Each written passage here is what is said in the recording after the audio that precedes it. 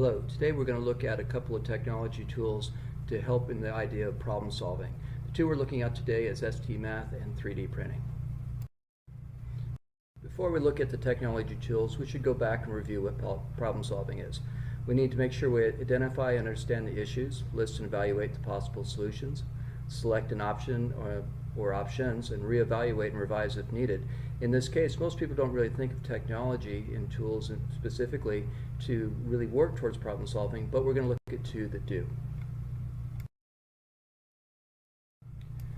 The first one we're looking at is stmath by Mind Research. stmath is a fully self-evaluating and assessment program that is used for students. Students in this program, you're going to end up using a lot of different activities. In this case, we're going to try to take Gigi, the little mascot, and we're going to twist and turn Gigi so that Gigi lines up with the Gigi on the right. Now, to move Gigi around, all you have to do is look at those little circles with arrows on them that seem to go around an axle. What you're going to do is you're going to select the one or ones that allow you to pivot Gigi to the right position. In this case, the first one's done for you. You can see that it's going to pivot Gigi to the left and straight up and down. Then you have to look at the second one and figure out how to turn it. Do you know which way to turn it?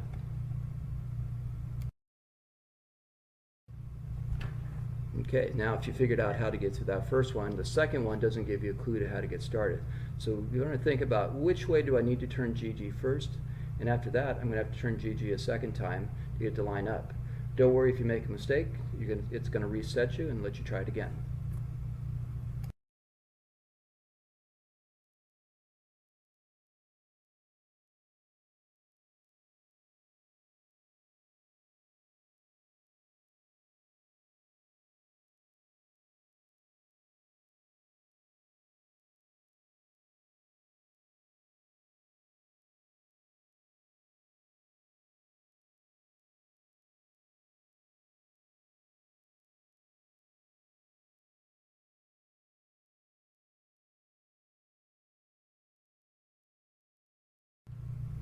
The second tool we're going to look at is the use of a 3D printer.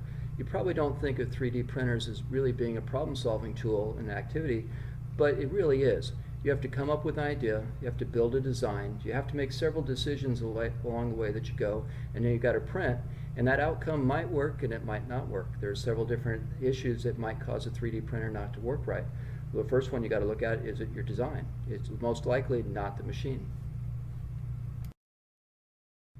So before you get started, much like when you're trying to figure out a problem, you have to decide on many factors of your design.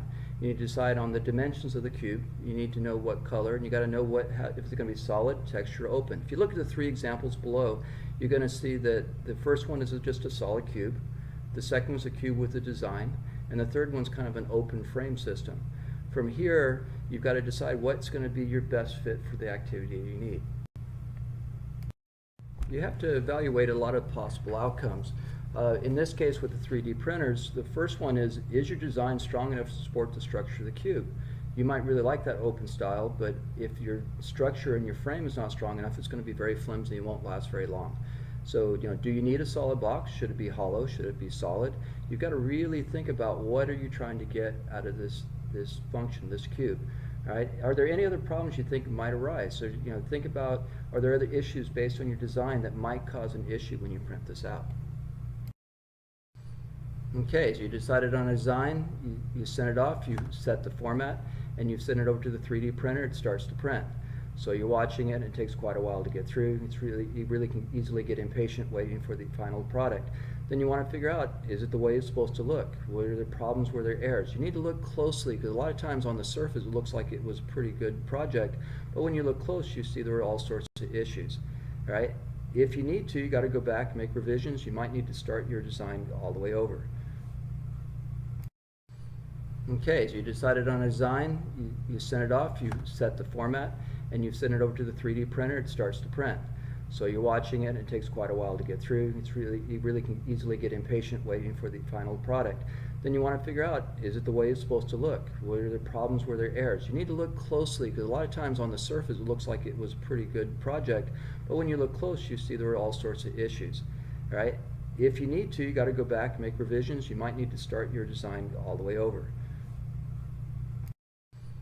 Okay, so you decided on a design, you sent it off, you set the format, and you send it over to the 3D printer, it starts to print.